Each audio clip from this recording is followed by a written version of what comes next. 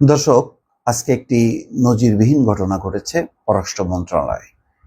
সেখানে পররাষ্ট্র উপদেষ্টা যুক্তরাজ্যের হাই কমিশনারকে ডেকে অসন্তোষ প্রকাশ করেছেন।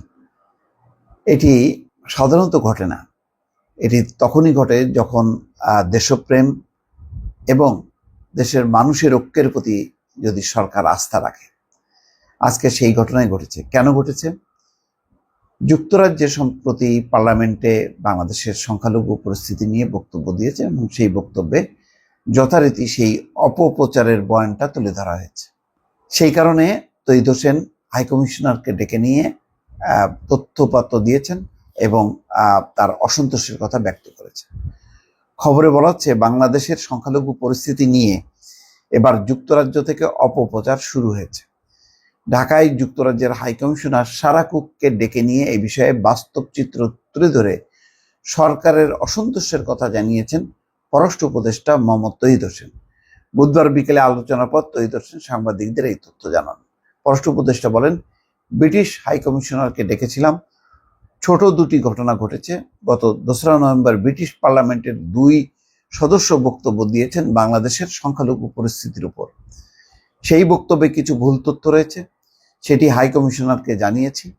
এছাড়া ব্রিটেন ভিত্তিক কিছু সংগঠন কিছু তথ্য তুলে ধরেছে যা প্রকৃত চিত্র প্রতিফলিত হয়নি। তৌহিদ হোসেন বলেন, পার্লামেন্ট সদস্যরা তো যা ইচ্ছা তাই বলবেন, এখানে কারো কিছু করার নেই। কিন্তু বাংলাদেশের এই বিষয়ে যে অবস্থান তা ব্রিটিশ সরকারকে জানাতে অনুরোধ করেছি। সারা কুক বাংলাদেশ হাইকমিশনের মাধ্যমে বিষয়টি জানাতে অনুরোধ করেছেন। পররাষ্ট্র উপদেষ্টা বলেন, যুক্তরাজ্যের অল পার্টি পার্লামেন্ট গ্রুপের একটি বড় প্রতিবেদন এসেছে। এই নিয়ে বাংলাদেশ দুঃখ পেয়েছে, কারণ সেখানেও দেখানোর চেষ্টা করা হয়েছে যে 5ই আগস্টের পরে বেশি মৃত্যু হয়েছে। বিষয়টি সম্পূর্ণ মিথ্যা। 5ই আগস্টের আগে মৃত্যুর সংখ্যা বলা হয়েছে 280 জন এবং মোট 1000 বেশি জন। 5ই আগস্ট এবং তারও আগে অন্তত 1500 ছেলে মেয়ে নিহত হয়েছেন, এটি হাইকমিশনারকে জানিয়েছেন। এর মধ্যে 780 জনের তথ্য সহ তালিকা করা হয়েছে। বাকিদের অনেকের পরিচিতি নিশ্চিত করা যায়নি, তাদের মৃতদেহ পাওয়া গেছে।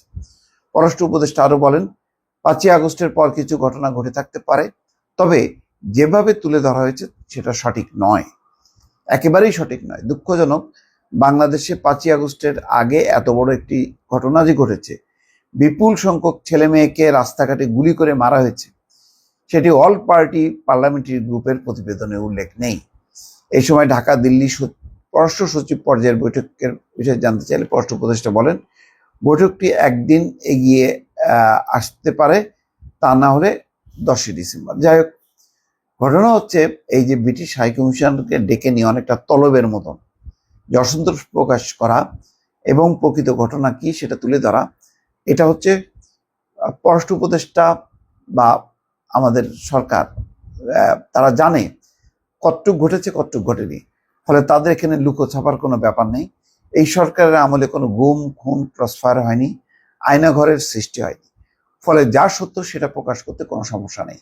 এবং কি কারণে সেই পরিস্থিতি সেটা নিশ্চয়ই সরকার ব্যাখ্যা করেছেন, যে শেখ হাসিনার যেই স্বৈরশাসন, সেই স্বৈরশাসনের অবসানের পর মানুষের যে ক্ষোভ বিক্ষোভ, সেই ক্ষোভ বিক্ষোভকে কোথাও কোথাও নিয়ন্ত্রণ করা গেছে, কোথাও কোথাও নিয়ন্ত্রণ করা যায়নি, যার ফলে এটি ঘটেছে। একটা সফল গণ অভ্যুত্থানের পর এই ধরনের ঘটনা বিশ্বব্যাপী কোনো অস্বাভাবিক কোনো বিষয় না। দর্শক, ভালো থাকবেন। আল্লাহ হাফেজ।